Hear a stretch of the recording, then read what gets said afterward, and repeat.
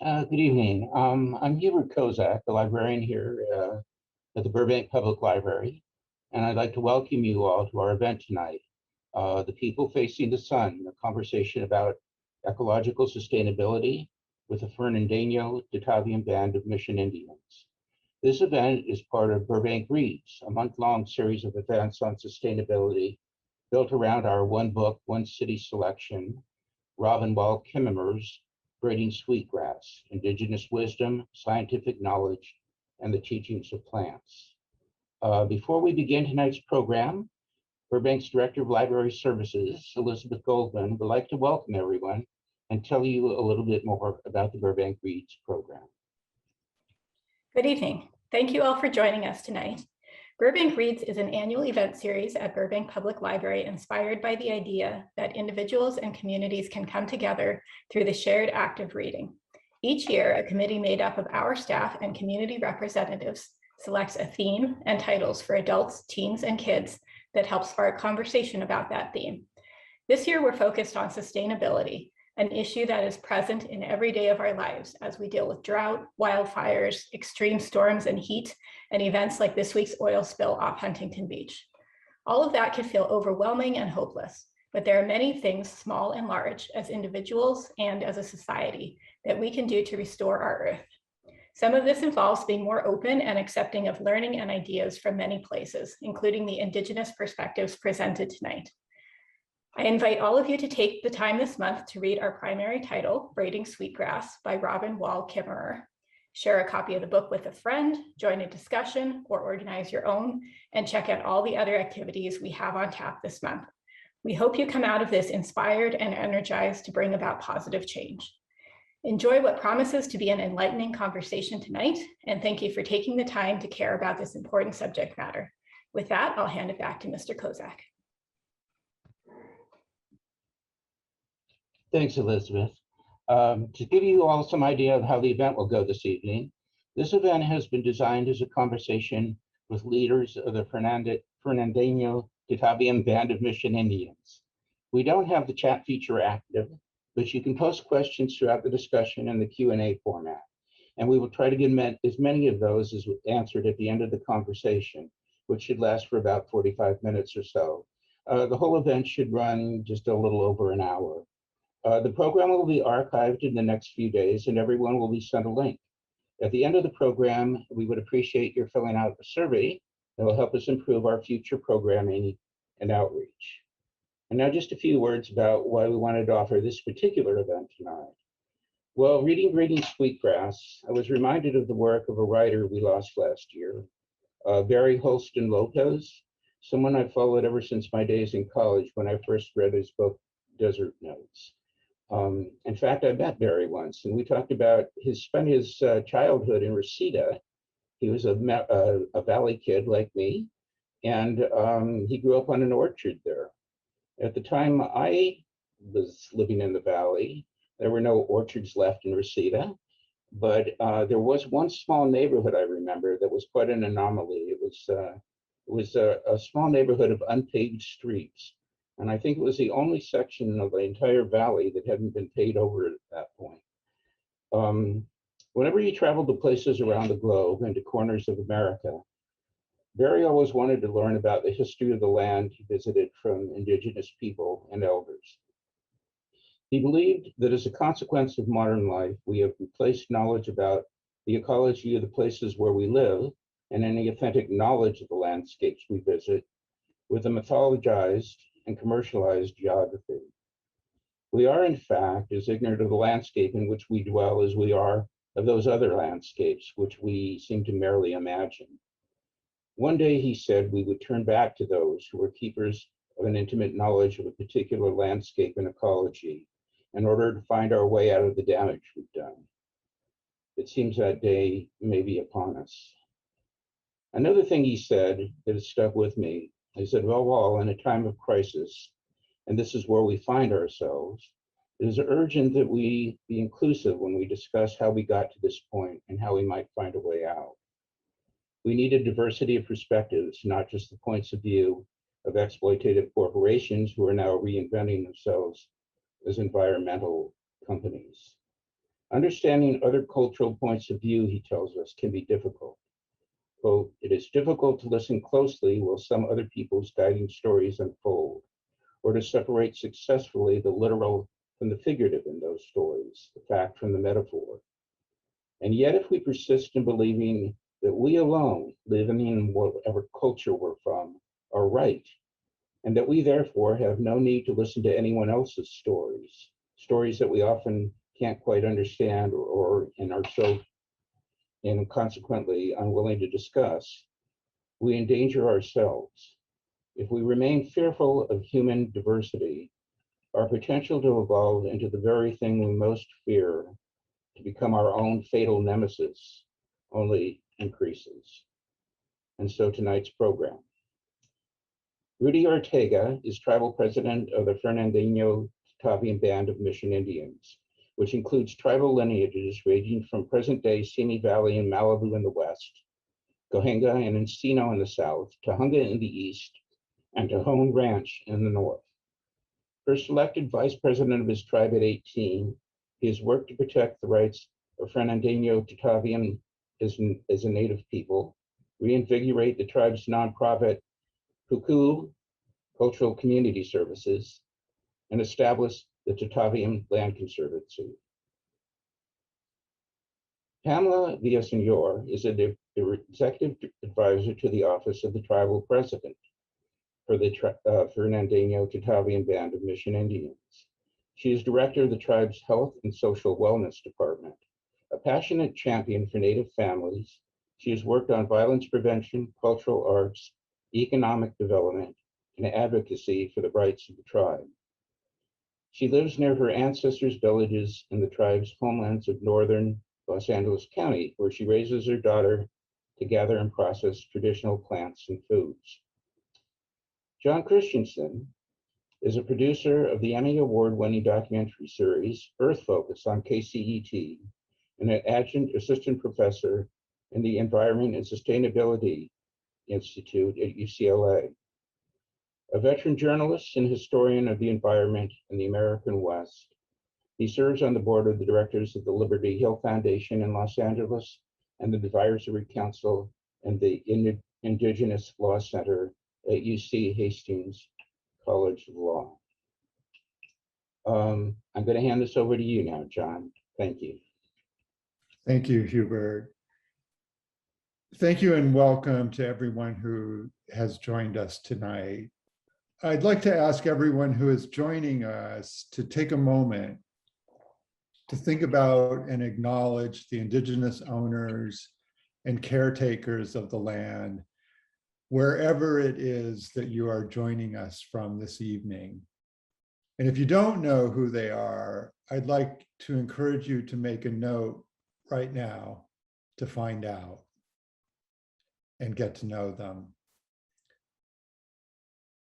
The Burbank Library, the sponsors of Burbank Reads and tonight's event, is located physically in the traditional territory of the people whose lineages have formed the Fernandeño Tatavian Band of Mission Indians. Their historical village of Jajamonga and other villages were located in and around what is today the city of Burbank. So I'd like to ask Rudy if you would like to get us started with a welcome. Yes, Jon, thank you. In our way, we like to sing a song and welcome everyone. And this song specifically we sang, it's from our ancestors. The words are quite simple. Paco means enter in our language, and Kima means come. And the root Paco is enter. There's a town named Pacoima, which is the entrance. So this is the point of the song. So we like to, when people travel traditionally from village to village, they will welcome the people into their villages by this song. So I'll sing this song for everyone as we welcome and pay homage to our ancestors that come from multiple villages throughout Los Angeles County, who we share these spaces with the Gabalino Tongva, the Venturino Chumash, and then my tribe, the Fernandinho Tataviam.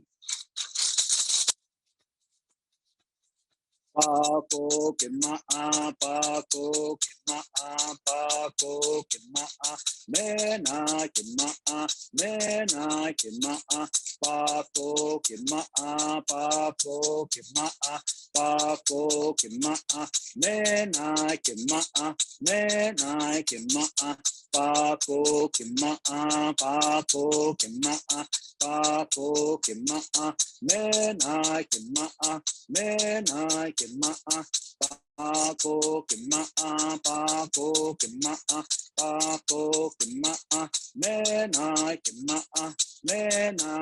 ma'a igual. Thank you. Thank you, Rudy. We'll get to the book Braiding Sweetgrass, which has been part of the focus of Burbank Reads. But first, we'd like to get to know you. I've recently been reading and want to recommend this other book that just came out called A Coalition of Lineages, the Fernandeño Tatavian Band of Mission Indians by Dwayne Champagne and Carol Goldberg of UCLA, who have been working with the tribe on their federal recognition case. And Rudy, I'm wondering if you can give us a thumbnail sketch, an introduction to the Fernandeño Tatavian Band of Mission Indians history and where you are now. Yeah, sure. You know, the history, and thanks for acknowledging the book of A Coalition of Lineages. You know, my tribe is combined of 26 villages that were marched to Mission San Fernando, where we were baptized. But prior to that, each village essentially was a tribe or a small little tribe area. And those represented had their own tribal leadership within those villages. So within that geographic area that was mentioned about the tribal boundaries where we descend from, such as San Fernando Valley, Simi Valley, Santa Cruz, and Ancestral Valleys, within those areas, there are multiple dialects and different languages as well. The Simi Valley area, our ancestry, we come from the village of Tapu, which is Chumash lineage from that area. And then in San Fernando Valley, we come from the village of Situcanga, which is present day Los Encino, which the park is Los Encino Park, where our villagers was at. And our ancestry had 4,400 acres of property in that area through a Mexican land grant. Other lineage that we descend from, Pamela and I, is Chaiwananga, which is present day Magic Mountain, Tochananga, which is the south end of the Santa Cruz Valley. And within our tribe today, we have 3 lineages that survived from all those villages that were there. The other 2 lineages come from the village of Cahuenga and Yagna, downtown Los Angeles, and the other comes from Tahunga, and as well as Tomiabit, which is up in present-day Lake Los Angeles. And they also have a shared villages with us, which is Chaiwananga. So that's just a glimpse, a thumbnail of who we are as people and where we've come. And that book explains more extensively the political history, the social history of our tribe from time memorial, pre-contact the mission, during the mission period, and on to the Mexican and currently the U.S. Occupation right now.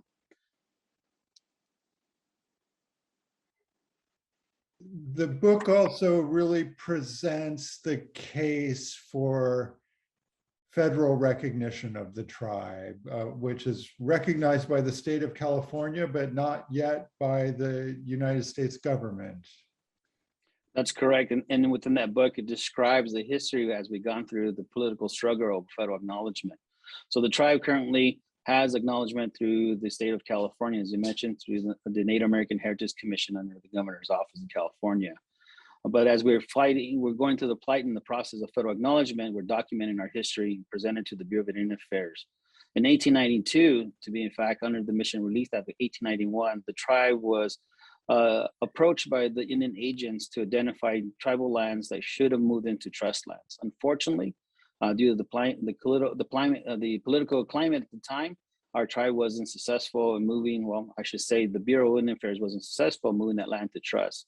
If that land would have been moved, it would have been in the northeast of the San Fernando Valley, which would encompass some parts of the city of San Fernando and city of Los Angeles. Today, the tribe has that petition that we have submitted to the Bureau of Indian Affairs and being considered for federal acknowledgement today. Yeah, and again, along with Braiding Sweetgrass, a beautiful book, I heartily recommend this book, A Coalition of Lineages, for all of you out there who are interested in the real history of the San Fernando Valley and the surrounding areas. It's really eye-opening and moving, that deep history of the lineages of the Fernandeño Tataviam tribe. Pamela, could you introduce yourself and what work you do with the tribe? Natsuan Pamela Villaseñor. I am a citizen of Fernandinho Tatavian Band of Mission Indians, and I have the honor to work with my own community. In that role, I work on a number of initiatives, from advocacy for systems change and initiatives supporting the health and well-being of our community. That includes everything from project development to food sovereignty to child welfare, anything that truly supports community wellness. You know, your bio says you live near your ancestors' villages in the tribe's homelands of northern Los Angeles County, where you raise your daughter to gather and process traditional plants and foods, something that touches on the themes of braiding sweetgrass. What is your daughter learning? You know, when I was a young girl, because our tribe is not federally recognized, we didn't have a full department to help our youth and young ones learn their responsibilities. And today, for the past 10 years, the tribe has had this education and cultural learning department that offers an array of programs for all of our young ones to learn their role in maintaining the health of the environment. So some of the things my daughter learns, whether it's in one of these programs or going out with me, is how to gather, when to gather. Some of the things she gathers are acorns, and her role is to pick them up off the ground, inspect them for quality, but her favorite is to crack the shells. And she also likes to process yucca. There are those long stalks that you see along the hillsides, even in Burbank. They bloom once in their lifetime, but it provides us with the food and a lot of other tools that we can use as part of yucca. But beyond actual techniques, gathering and processing provides us an opportunity to share teachings with our young ones, or even with our older ones in the community, whether that's patience for the process, responsibility to the environment, ability, showing that even little ones can do things and have a role in the community. Processing and gathering our plants, affords us this important opportunity to come together as a community and really dive deep into our roles and responsibilities to it. You know, we had one of those yucca plants bloom in our backyard. I wish I had known that your daughter was becoming knowledgeable. I would have asked her what we could do with it. Picking up on some of the themes from braiding sweetgrass, I was really interested in Robin Wall Kimmerer's discussion of the importance of language. And I'm curious, how do the Tataviam people, language speakers, talk about plants and animals and themselves in relation to other beings in the natural world? Do you also have stories about animals and plants and their agency in the world, such as the Council of Plants and Animal Peoples that Kimmerer describes? And are there any examples of the names of plants and animals and what those names communicate about them that you'd like to share? And I'd like to ask that question of both of you. Yeah, and I can start and Pam can jump in. Definitely we have stories of it, and we have our elders who passed on a lot of the knowledge of how we use the plants, as simple as gathering tule bark for, and tule roots for arthritis, and other just as the tuna from the prickly pear, which my uncle, which is Pamela's grandfather, who loves it so much, and that fruit itself is so important. It also helps, medicinally, just to fight off cancer. So having your daily diet, it's a healthy plant to be eating. These are native plants throughout our region area. But the words in our language we bring back because one, it brings the story and their songs as well related to them, but also how we use them. And, you know, for example, the connection to it, we have storytellers within our tribe who use the word. So for bear is hunar, owl is muhut, and you know, unhurt is eagle. And it's important that we talk about these. Even the turtle dove is banashni. You know, those are animals that talk about the stories, that talks about how they traveled and what they use these plants for, as well. So those are some of the items that today we're learning, we're recapturing. And the unique thing about our tribe and the diverse communities and valleys that we come from, as I mentioned at start, we have different languages. And so within the Fernandinho Tataviam language, we have, we're under the Tactic language family of Utah and Stekan language. And then within that, we have 2 dialects, up to 3 dialects to be exact. And today the tribe made a determination to speak Fernandinho, which is Basic Vietnam language, as well as the Tatavian Serrano language. And so those are the words that we're learning. We're teaching our children. We have a workbook that's available on our website that has a little glossary in the back of many of the words that describe the animals, the plants, you know, and, you know, it's just important. Just as the wild gore, the instrument that I used earlier, it serves as it's a wild gourd that grew in Calabasas, which means gore in Spanish. And for us, the word is yangar. And we teach that to the kids. We teach them how to harvest the gore, how to cure it and use it for the musical instruments, and get the palm seeds from the palm trees and put them into the gore. And that's how we create our musical instruments. And the stick is tule branch that we put together. And so that's how they were done. And so it goes from food all the ways to tools that we use these plants from. And Pam, you can share some more because I know she teaches a lot to her daughter today as well.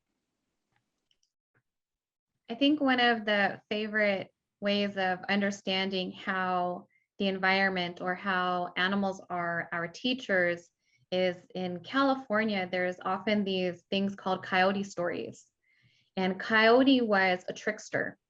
And so what's taught in through many of these stories about Coyote is how Coyote is intending to do something, but Coyote often fails and fails miserably. And so part of the lessons are, you know, to have kindness and generosity and work in community, where Coyote doesn't always do that. It's trying to get one up on everyone. And so that's one way it's really special here in California, are our stories of Ithar, our stories of Coyote. Well, so especially in these in these stressful and troubling times, not always being able to succeed is a nice, knowing that it happens with other people like Coyote is a bit of a relief, and maybe sometimes also a comic relief. Our theme tonight is sustainability, and I want to get to that, but for me, the most important message of Kimmerer's book, Braiding Sweetgrass, is the importance, the centrality of reciprocity in our relationship with nature, that we always should ask, what can we give back? What are we giving back to nature? And that's really the key to sustainability, isn't it? Not just taking, but giving too. You know, both of you, please. Yeah, no, definitely. And, you know, one thing that when we're taught when we go harvest is, and if you know, one thing that we use ceremonially all the time is white sage for our ceremonies. We use it for tea as well, and even making soap. That's what we use white sage for.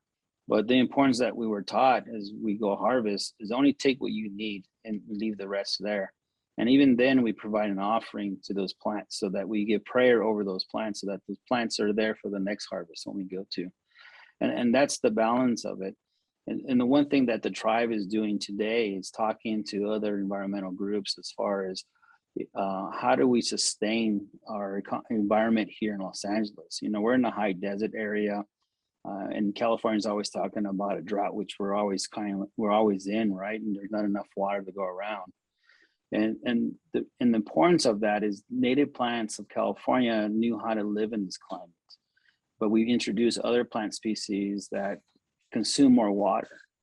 And so that's something that's an unbalancing act of it, right? So the tribe today is looking, and we have a park that we co-manage with the city of San Fernando.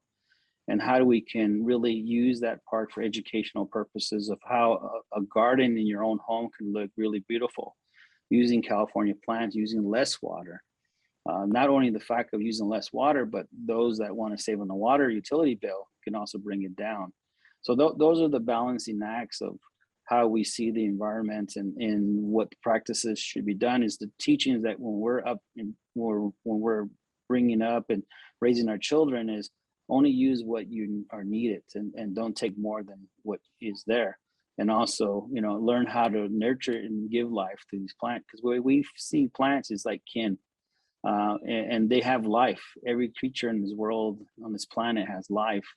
And if we extinct it all completely, they won't be there. And so the tribe and one of my elders are speaking about the California tobacco, where it's very scarce. And that's a very ceremonial plant, just as a white sage that we use for ceremony. And tobacco is sacred for us in that sense. So when we give prayer, we blow tobacco. And so if we don't have that plant here, we feel in our elders, we're not going to have those prayers be delivered.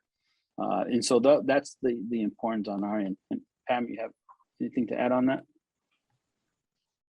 I think what the book is really talking about is getting to this metaphysical understanding of what is sustainability from an Indigenous point of view. And with so many of our communities, we have these concepts of ancestral instructions. And that goes back to the time of creation of our people and our creation stories, and what we were tasked to do as our roles on Mother Earth. And those instructions often include being caretakers of the land to our people, to the beings on our land. And in a more contemporary sense for tribal communities, it could by extension include how are we working with even the settlers who occupy our lands today. So colonizers began creating these laws and policies that removed or prohibited our tribe's ability to continue enacting our own ancestral instructions, that deep spiritual connection and obligation that we had. Now, for example, in historic documents, colonizers often wrote about fires in Southern California and even our region. And they didn't understand the value of fire and land management. And so fire was prohibited. We were restricted from practicing that type of land management. So what happens throughout California, you see wild spaces, and I say wild because they're no longer being caretaken in a way that was intended, whether that's clearing the brush for new life, and that new life then produces plants that give us maximum yield for our harvests, or even allowing for new areas for animals to take in. And so even next week, we're hosting our own cultural burning training for our tribal community with Indigenous knowledge keepers, because even though our tribe does not own land right now, we know that we have a future where we want to be, again, the original caretakers of the land, enacting our own ancestral instructions. Well, let's talk about that, since you've introduced to, you know, the land and the importance of the land. I want to turn to some of that work that the Fernandinho Tataviam tribe is doing here in your homeland. You've established a Tataviam land conservancy. Tell us about that. Yeah, you know, one of the important things is that we've always struggled of maintaining and having ownership over our own land. And as I described earlier, one of the Mexican land grants we had was 4,400 acres in the southern end of the San Fernando Valley. And so as we move forward through time, my father tried in 1971 to acquire and ask the federal government to move Chatford Reservoir into land trust for the tribe. And the Bureau of Indian Affairs came back and said, you know, you had to first justify your status with the Bureau of Indian Affairs. They understood that there was a community here, but we weren't on the roster. And that was before the list or acknowledgement process began in 1978.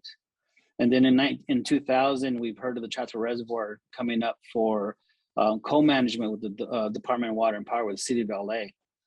And so the tribe tried to move in that position, ask for those properties.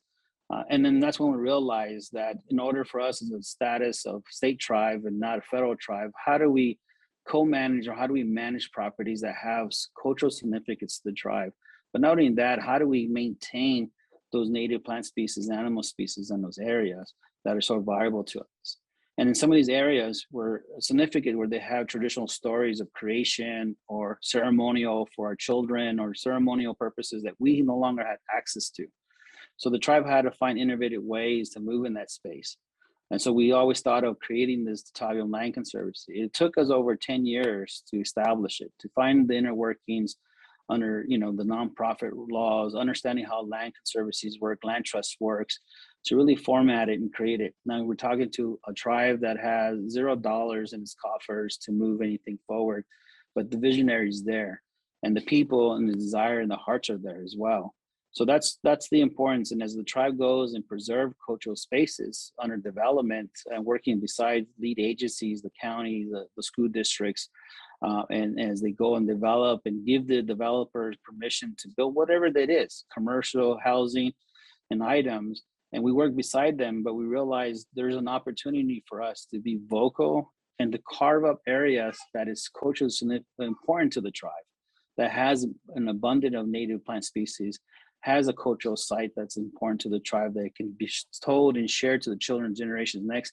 But not only that, it provides us land access to our own areas, an area that we can continue teaching our own people cultural knowledge. And so that's where the Land Conservancy came to be. And today we have members of our own tribe of citizens who are now serving on that board, along with other individuals who have knowledge of land conservancy, land trust.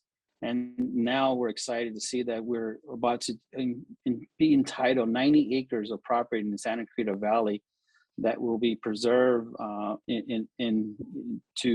bring the native plants, bring the teachings, and it's adjacent to a watershed. So all that work that will be going into there. And what we're so exciting about is that there's an area that now we can start bringing those teachings back in and have the space and the access of our own, you know, governance and guidance under our Tatavian Land Conservancy. So it's a struggle of returning native land to the first people of the tribe here in Los Angeles County. That's so exciting. Pamela, around the country, there's a movement that is being called Land Back. And I wonder if there's anything you would like to add to what Rudy has said about what this means to you and the tribe.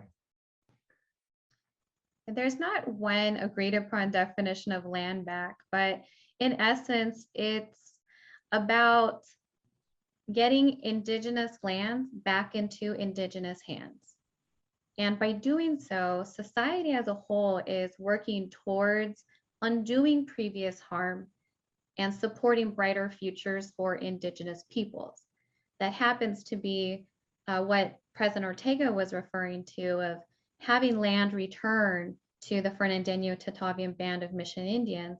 And one of the mechanisms to return land or to give land back is to move land into the Tatavian Land Conservancy. Yeah, it's interesting. And Rudy mentioned another concept, which is co-management.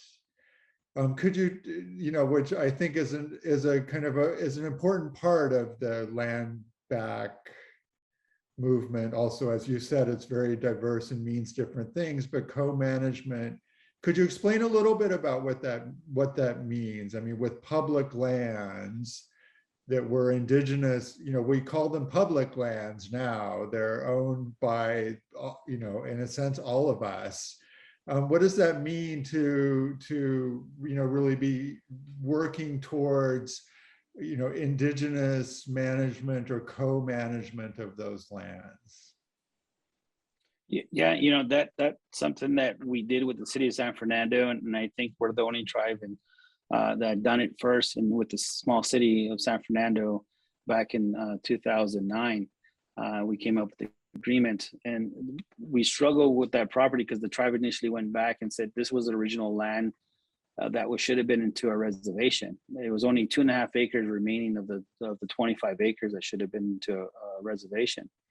And so with working with the city of San Fernando, we came to the agreement of having that co-management where the tribe provides the maintenance crew to the park, and also the tribe has access to use the park and in a way that we can provide ceremonials, teaching, and the whole park has native plant species throughout the whole area. And so that was the importance of it. And that co-management is just something in agreement with the agency, a government agency that says, here's the outline work that we're going to do. They still have the entitlement of the property. They still have access to it. Public still have access to it. But the importance of it is to give the tribe access for ceremonial purpose. Normally, when we go to county parks or state parks, we have to fill out permits or we have to negotiate time. And some of these ceremonies that we have go beyond the closing of the park when the sunset, or areas that we ask for privacy because we're singing our songs or doing ceremony. And as the tribes in Los Angeles, there's not much we can go. And so that was the importance of that. And the same concept, we did that with the Angeles Forest, where we have 15 acres in the Angeles Forest under a permit that they granted to us. And in there's an abundance of acorns that we go harvest and take our youth up there from our education department. So those two areas, gives us that co-management where it's still under the title of the lead agency or the agency that has it. The tribe has an agreement to how access and use that we have through it, and a shared scheduling of those spaces. So the one in San Fernando is called Rudy Ortega Senior Park. It's named after my father when he passed away in 2009. It was called Heritage Park. So City of San Fernando decided, as we're working through this MOU process for co-management, they want to honor my father as we were navigating through those transactions and dedicate the park in his name. And then the other area that we have with the forest is called Haramakna. It's off the 2 highway, going 14 miles from the 210 of La Granada. So those are two spots that, it's open to the public to come and learn about Rudy Senior Park, about the native plants, Haramakna, about the tribes that share the space. But also, as I said, it provides the tribe the opportunity to use it in a cultural setting to teach our youth, to teach our families, in an area just to really go and continue practicing our traditions and customs. It seems so sensible and also so deep as a way of having these reciprocal relationships of respect and learning and moving forward together, recognizing also the injustices of the past and striving to bend that arc of history and justice. Robin Wall Kimmerer writes that ecological restoration of the kind that you've been talking to is also inextricably tied to spiritual restoration. Do you have that sense too, that the two go together hand in hand for your tribe? Yes, definitely. And so much of our environmental work not only impacts our culture, but is intrinsically tied to it. So a few years ago, the tribe approached the city and county of Los Angeles for a permit to gather acorns. And what we found out was they didn't have an exclusive permit for tribes to gather on, public lands that of course are all of our ancestral lands. And so you think this through. If all of our lands were taken, meaning 100% of our ancestral lands were taken, and we need certain plants in order to make our regalia, but we no longer have access to the lands and waters that grow these particular plants, how do we continue our cultural practices without access to that land, without being able to make that regalia? And so at the very essence of ecological restoration is the restoration of tribal rights of access to land, access to our plants, because by extension, that allows us to make our traditional regalia, which, by the way, so many plants in California are endangered. And we need those plants, and we need open areas in order to continue propagating those plants as well. And so what I think was really interesting in this experience of reaching out for gathering with these local governments was that in the century and a half that has passed, none of these governments bothered to ask, how are tribal communities surviving? And that really put us on the path we're on right now in talking about systems change and advocating for new ways that allow tribal communities like the Fernandeño Tataviam tribe to engage in better policies that support the environment, especially the environment as it's tied to our culture and ceremonies. You know, I keep thinking about this idea of reciprocity, of, you know, that we here in LA County, you know, all of us stand to gain so much from your knowledge and history and practices and language and ideas. And I think, you know, Robin Wall Kimmerer's book gets at that in the kind of exchange between Indigenous knowledge and scientific knowledge. And I want to ask you about another, what I think is an intriguing idea for reciprocity. But before we get to that, I want to let folks know that we're going to open it up to questions from the audience. So if you have questions, please put them into the Q&A, and I will turn to them after this question. And I hope, you know, you can share with us. I think it's an intriguing idea, a campaign called Real Rent. And can you describe that campaign and your goals for it, Pamela? Sure. Real Rent has really been an initiative championed by President Ortega, and it's a solution for many tribal communities who've had their lands taken, especially in big metropolis areas, where if you notice on a map of the United States, when you're talking about big cities, there often aren't any federally acknowledged tribes. And so what tribes have been able to do is to create this new reciprocity endeavor, really, like you're referring to. And Real Rent allows people living within our ancestral homelands to give back to us. So you think about rent given to landlords as part of housing, where housing isn't a right in the American system. But Real Rent allows you to donate whatever you want to the local tribe that then goes into our accounts that helps sustain things like housing development for our community, like taking care of the environment, like propagating new plants, like having cultural programs for our youth. There are so many ways that donated monies from the thousands and thousands of people living within our homelands of Northern Los Angeles could be used to support the health and wellness of our community. Rudy, do you want to add anything to this? Yeah, you know, one thing, it's in Pam said it's my initiative, but you know, honestly speaking, it's the ideas of the staff and other folks who we interacted with, different agencies up and down the state who had identified and said, here's other tribe in the Duwamish up in Siano who has been doing this effort.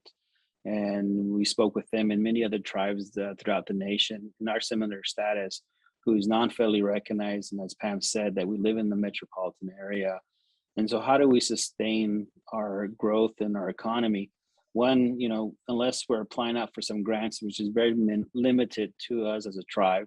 Second, there's in the state of California, there's no tax bracket or regulation for state tribes as us, unless we are a 501c3. And so there's no real growth of economy. So as a tribe who's pursuing federal acknowledgement, we have to provide that we're self-governing and we're maintaining our community. But how do you deal without commerce? And so that was the important things as we go through and bring these programs in. We do it off our own dollars and volunteer times, and and then we're struggling and advocating for these open space and co-management with lead agencies, government agencies. So that was a mechanism that we're launching off in the near future to hopefully having the residents of Los Angeles County that are of our ancestral lands to contribute whatever they can to our effort, and they'll go to our land conservancy. And as Pam mentioned, many of the programs of housing and cultural enrichment generally, so that we can sustain our tribal community. Yeah, I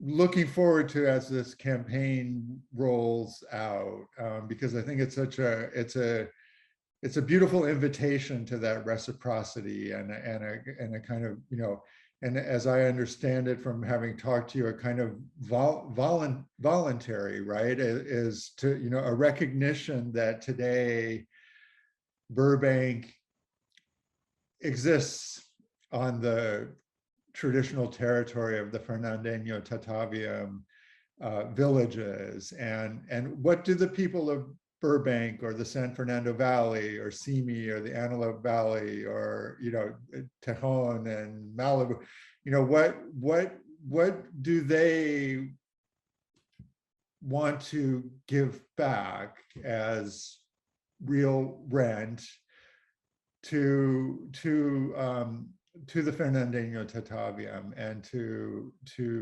see the tribe, your people thrive, and with all of us together. There are a few questions I'd like to turn to. Let's do a couple of easy ones first, and then a couple of hard ones.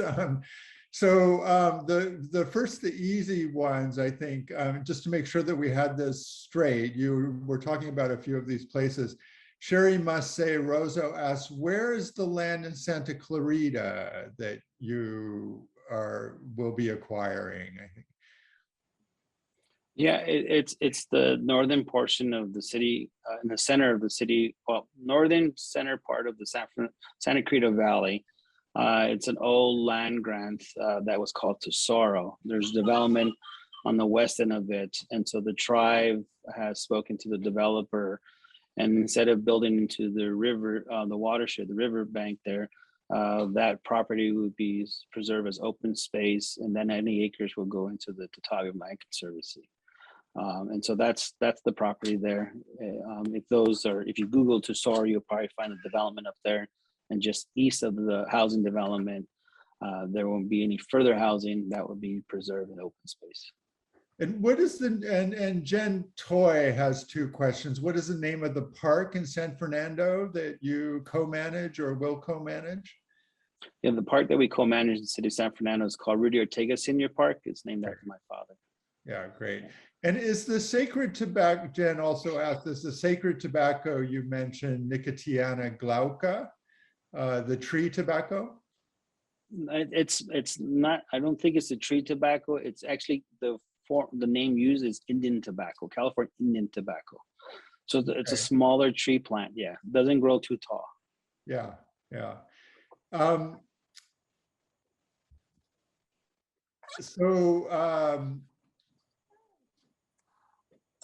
Let me see how we're doing with time, because maybe I'll ask for, nice to see you join us there. Does the tribe have a connection? Shelley Backler asked, does the tribe have a connection to the steelhead trout? And any thoughts about efforts to bring the steelhead back to the Los Angeles River watershed? That's a great question. And I think there is a lot of work right now around the Los Angeles River. The tribe has been a stakeholder in this new master plan process that it's doing. And we're asking the same questions of what does restoration look like for that water? That water was tied to our ancestral village of Xiuhtconga. Today, a portion of that village has Los Encinos, the state park. And we're asking questions about what does water access look like? How do we maintain the health of the water and return it to be healthy for the animals as well? And we're actually in a 3-year project period of fully building the capacity for the tribe's environmental protection division.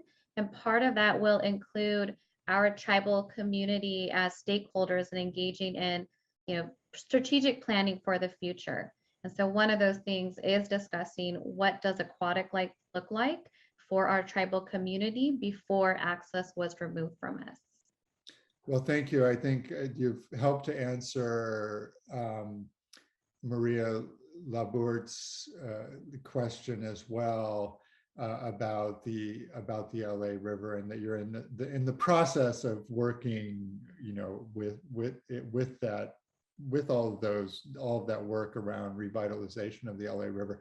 We're kind of starting to draw towards a close. I want to keep the conversation going and would love to talk with all of you long into the evening about these subjects. Brian Rasmussen asks, what I think is a somewhat difficult question. Many white people are looking to indigenous knowledges as a way to mitigate environmental crises. What would you like white people, white academics like me, for example, Brian says, and I might add like me, to know or be sensitive to when talking about using and acquiring indigenous knowledge, or working with indigenous peoples?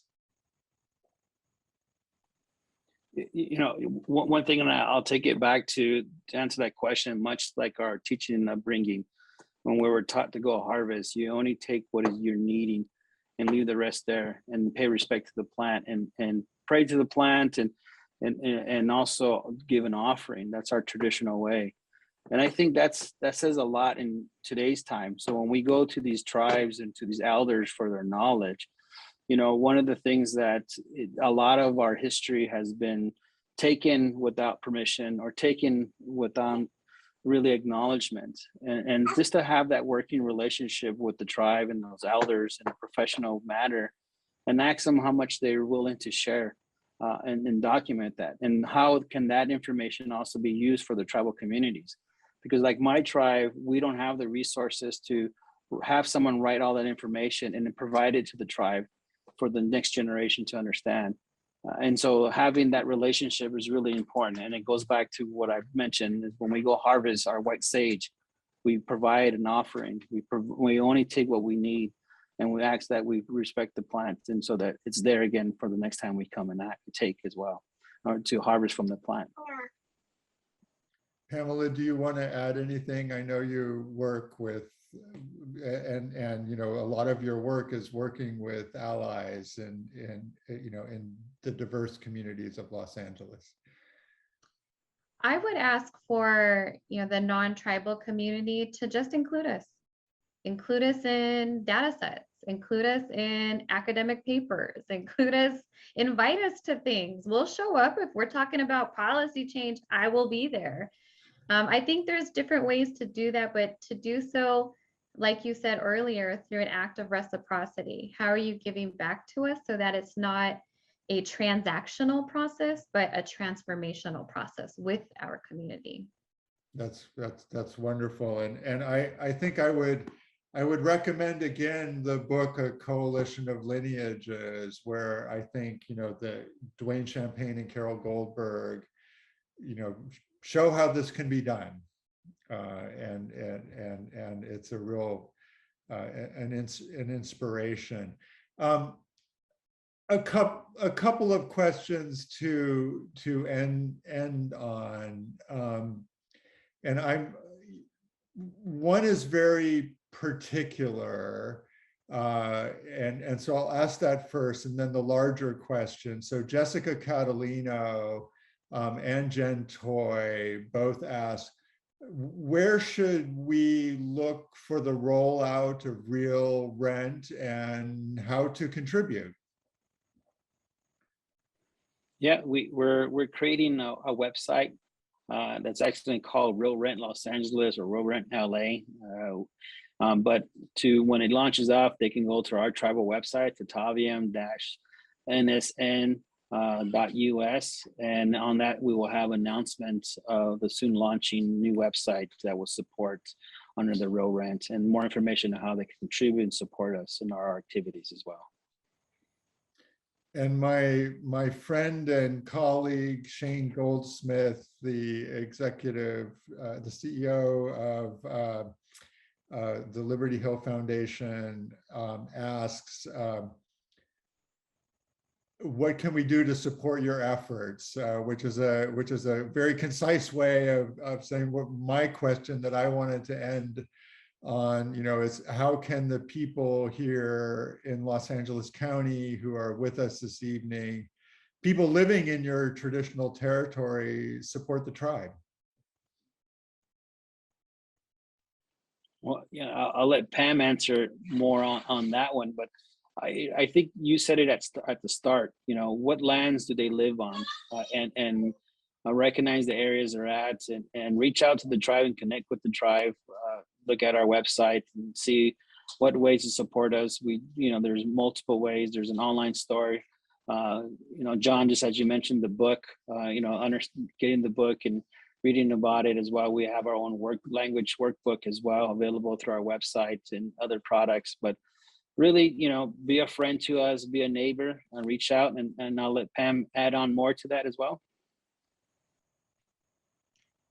Part of being a good neighbor would also include being able to name us and potentially asking what our needs are. Given that the local government spent a century and a half of never asking how we're surviving, think about how your projects or initiatives are even including or talking about the local Indigenous peoples. Maybe if you are financially set, you could donate to the tribe scholarship funds that help support our youth going into higher education, or even donating money to the Tribal Land Conservancy. I think there are a lot of different ways that people can be creative, even artists, in working with our community as well. Well, I want to turn it over to Hubert Kozak to bring us to a close. But first, I just want to thank you, Rudy and Pamela, for your generosity and sharing your stories and ideas and visions with us this evening, and especially the way that you have shown that generosity of openness to engaging with all of our neighbors and bringing them into your story and your vision for the future, and sharing it with us. I've been deeply moved by this and want to thank you. Occupy, thank you as well, Jon, and everyone with the city of Burbank and the library for inviting us, and it's been a pleasure to be part of this panel.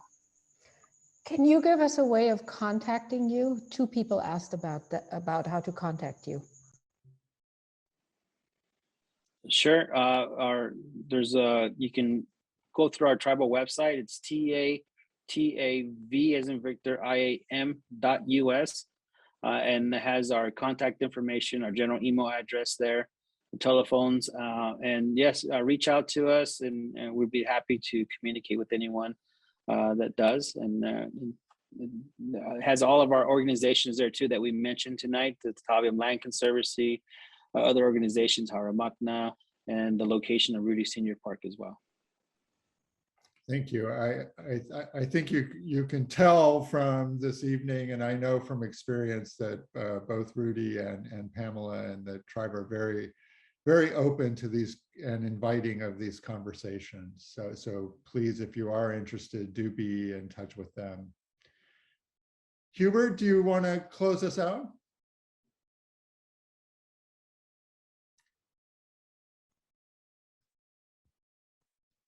Unmute. Okay. Thank you. You know, I agree with Jon that I found this very moving to hear the story and to hear what the goals are and what the needs and ambitions for the tribe are. And I think they should be, you know, something that we all share in. So thank you so much for coming this evening, Pamela and Rudy. And I wanted to issue a deep, heartfelt thanks to Jon, who wanted to do this event with the tribe and who came up with an idea that I think fit perfectly into the themes of the program we're doing here at the library. Just to remind you, we're going to send an archived copy of this to everybody.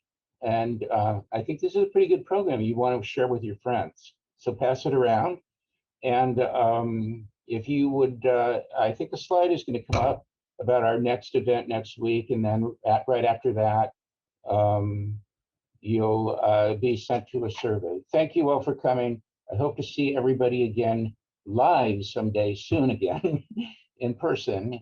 And I appreciate that all the people who signed on tonight. I know everybody's getting kind of zoomed out these days. And it's so nice that so many people signed in for this program this evening. Thank you very much.